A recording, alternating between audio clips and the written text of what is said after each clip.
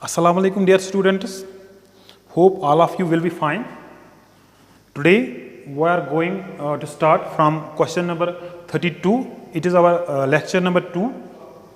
Here we can try to solve the remaining part of this paper. The first question is that which of the following is an in-depth comprehensive study of a person or social group or any other social unit. इसका correct answer है case study, क्योंकि case study में हम comprehensive detailed in depth study करते हैं. किसी unit person भी हो सकता है, यूनिट सोशल ग्रुप भी हो सकता है, कोई इवेंट भी हो सकता है. उस चीज़ की हम अगर डिटेल्ड एनालिसिस करें, इन डेप्थ एनालिसिस करें, तो उस चीज़ को हम केस स्टडी कहते हैं. विच of the following does not constitute the source of the secondary data. Actually यहाँ पे सेकेंडरी डेटा, प्राइमरी डेटा किसे कहते हैं? जहाँ पे हमारी फर्स्ट हैंड ऑब्जर्वेशन हो, we can see with our eyes, तो उसको हम प्राइमरी ऑब्जर्वेशन कहते हैं, उसको हम प्राइमरी डेटा कहते हैं. तो जहाँ पे हम प्राइमरी ना होंगे तो वहाँ पे उसको हम सेकेंडरी कहते हैं. For example books, autobiographies and जो नेशनल आर्काइव्स है, ये जो मटेरियल है, ये जो डेटा है, these are all the examples of secondary data. Actually the correct answer is observation, because in observation we get primary data या we observe the phenomena with our eyes. Which of the following is the appropriate methodological tool used in case of big research enquiries? Big research, जहाँ पे हमें बहुत सारे population बड़ी होगी, जहाँ पे हमें लार्ज पॉपुलेशन को स्टडी करना होगा, या बिग प्रोजेक्ट्स में हम कौन सा इसमें टूल इस्तेमाल करते हैं for data collection? Questionnaire is the best answer. Questionnaire is the correct answer, because through questionnaire या we can use questionnaire to collect data in big research. Interview and observation. Why we don't use interview and observation to collect big data, for collecting big data? Because interview and observation will be expensive and it will take too much time. And through questionnaire we are collecting this data because it is less expensive as compared to interview as well as observation. Which of the following asks the respondents to provide their own answers? Actually the correct answer is open-ended questions, because closed-ended questions में respondent का कोई अपना view point नहीं दे सकता, उसको कोई opportunity नहीं दी जाती है कि you can provide your own views. It is only possible through open-ended questions that a respondent is given a chance to express his own views. Which of the following thinker used the application of scientific approach to the social world? The correct answer is Auguste Comte, because he has used the positivism. Actually positivism is the scientific approach that he used in social world. Actually positivism हम किसे कहते हैं? Positivism का मतलब ही ये है कि the application of natural science methods in social sciences, especially in sociology, तो उसको हम positivism कहते हैं. That is scientific method. Next question is 37 question. Which of the following sociologists belong to France? Actually, Auguste Comte and Emile Durkheim are the two sociologists here who are belonging to France. With whom you would associate the book of positive philosophy? Actually, जो positive philosophy है, ये किसने लिखी है? ये Auguste Comte ने लिखी है. That is why Auguste Comte is the correct answer for this question. Which of the following stages represent the military stage according to Auguste Comte? Actually Auguste Comte कह रहा है कि मिलिट्री स्टेज से कौन सी stage resemble होती है, या किस स्टेज में हम मिलिट्री स्टेज की बात कर रहे हैं. Auguste Comte ने ये तीनों स्टेजेस दी है. Theological, metaphysical and positive stage. जब हम लॉ ऑफ थ्री स्टेज पढ़ते हैं तो वहाँ पे थियोलॉजिकल स्टेज में मिलिट्री स्टेज का वो जिक्र करते हैं. That is why correct answer for this question is theological stage. With whom you associate the book of elementary forms of religious life? Actually elementary forms of religious life, it is the book of Emile Durkheim. Question number 41. The type of solidarity characterized by presence of simple division of labor and repressive laws according to Emile Durkheim. Actually वहाँ पे क्या है, ये कहने का मतलब इसका ये है कि कौन सी इनमें से कहाँ पे हमें सिंपल डिवीजन ऑफ लेबर और रिप्रेसिव लॉज हमें दिखने को मिलते हैं. तो correct answer is actually mechanical solidarity, क्योंकि मैकेनिकल सोसाइटीज़ में जहाँ पे मैकेनिकल सॉलिडरिटी होती है वहाँ पे लीस्ट डिवीजन ऑफ लेबर होता है, कम ना होने के बराबर डिवीजन ऑफ लेबर होता है, या सिंपल डिवीजन ऑफ लेबर होता है. So correct answer for this question is mechanical solidarity, and repressive and restitutive laws. Repressive laws and restitutive laws. Repressive, simply we can say that which wire customs, traditions, etc. Will control the human beings, will control the behavior of human beings. And इसका opposite जो है restitutive, where former laws will control the things. तो that is why repressive laws कहाँ पे मिलते हैं हमें, जहाँ पे मैकेनिकल सॉलिडरिटी होती है. The book rules of sociological method written by whom, किसने ये लिखी है? एक्चुअली जो book of rules of sociological method जो है ना, ये लिखी है इमाल दुरखाइम ने. The suicide committed by an individual as a consequence of less integration or isolation with the main society is called, उसको हम कहते हैं egoistic suicide. This suicide committed by an individual, जो सुसाइड करता है एक इंसान एज ए कंसिक्वेंस, किसकी वजह से? जब उसकी लेस इंटीग्रेशन हो जाती है सोसाइटी के साथ, जो सोसाइटी के बॉन्ड्स हैं ना वो लूज होने स्टार्ट होते हैं, या आइसोलेट में इंसान रहता है. कंडीशंस में अगर इंसान सुसाइड कर लेता है तो उस सुसाइड को हम इगोइस्टिक सुसाइड कहते हैं. क्योंकि इगोइस्टिक सुसाइड जो है ना, दो चीज़ें इमाल दुरखाइम ने बताई है. इंसान दो चीज़ें हैं ना, दो चीज़ों की वजह से इंसान सुसाइड कर लेता है, या तो इंटीग्रेशन की वजह से या रेगुलेशन की वजह से. इंटीग्रेशन जहाँ पे ज़्यादा होता है तो वहाँ पे एक इंसान अपनी जान गंवा देता है, तो उसको हम अल्ट्रा सुसाइड कहते हैं. और जहाँ पे इंटीग्रेशन लो हो विद द सोसाइटी, या बॉन्ड जो है ना वो लूज हो, तो अगर उस कंडीशन में एक इंसान सुसाइड करता है तो उसको हम क्या कहते हैं? उसको हम इगोइस्टिक सुसाइड कहते हैं.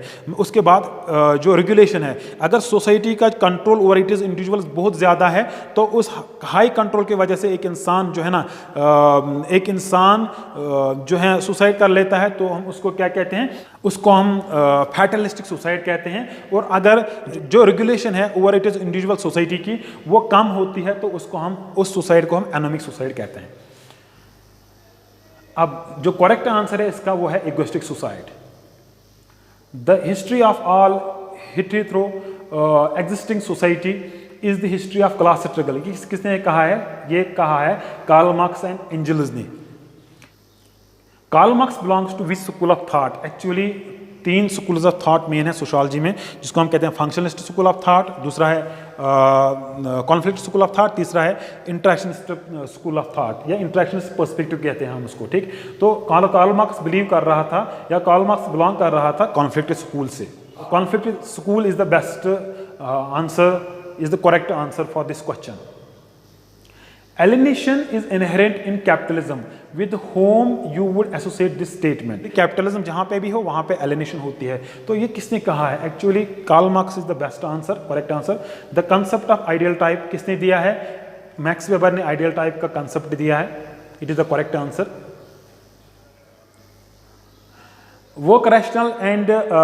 Work rational action has been given by of the following thinkers. Actually work rational and word rational जो है ना, ये मैक्स वेबर ने टाइप्स ऑफ एक्शन, जब हम पढ़ते हैं टाइप्स ऑफ सोशल एक्शन, तो वहाँ पे हमें work rational and word rational मिलते हैं.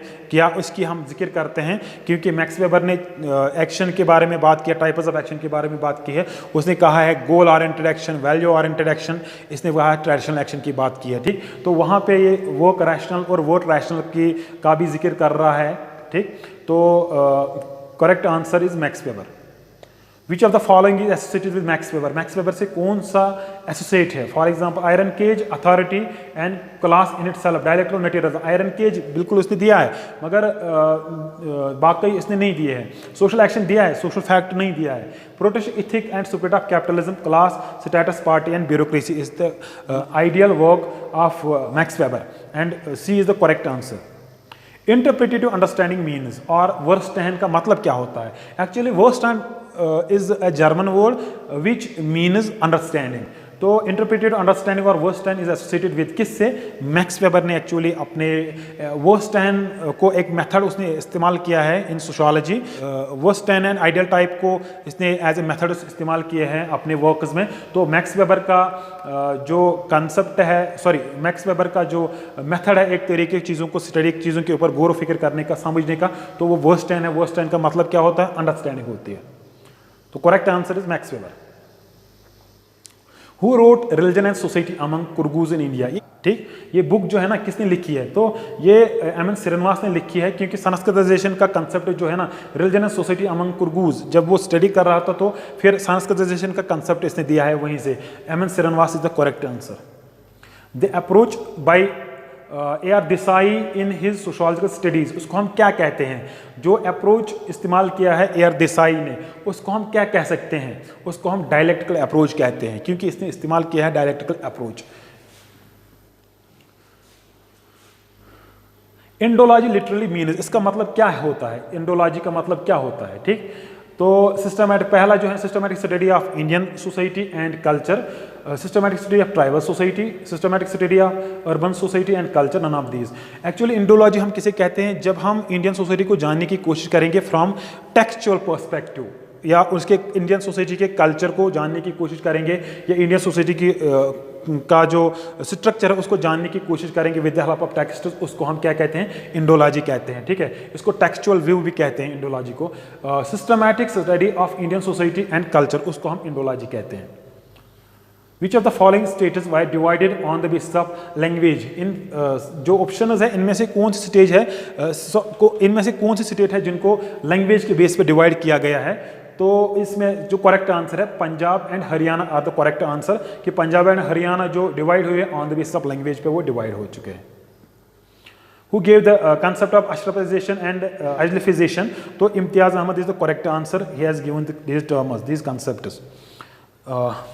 Rural society in India is written by, किसने लिखी है rural society in India? A.R. Desai ने लिखी है rural society in India. Question number 57, which constitutional amendment act governs the working of panchayati raj institution, panchayati raj in India? कौन सा कॉन्स्टिट्यूशन अमेंडमेंट एक्ट डील कर रहा है किससे? पंचायती राज इंस्टीट्यूशन से।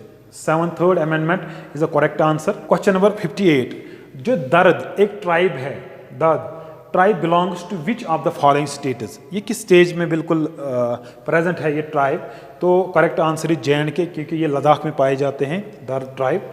विच, जैसे गुज्जर बकरवाल हमें यहाँ पे पाए जाते, इसी तरह से दर्द एक ट्राइब है जो J&K में पाए जाते हैं, specially in Ladakh. Which article of the Indian Constitution deals with the claims of scheduled caste and scheduled tribes to services and posts? कौन सा ये आर्टिकल इनसे डील कर रहा है शेड्यूल कास्ट्स के सर्विसेज से और शेड्यूल ट्राइब्स के जो सर्विसेज एंड पोस्ट है उनसे कौन सा आर्टिकल डील कर रहा है? That is correct answer is 335। Which of the following gave the concept of rural community? Which of the following, question number 60, this is the last question of this paper.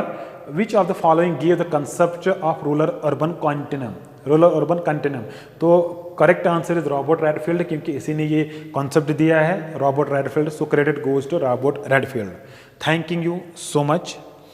I request all of you to subscribe this channel and share also with your colleagues so that it will reach to the maximum. And inshallah day after tomorrow we will start to solve the next question paper.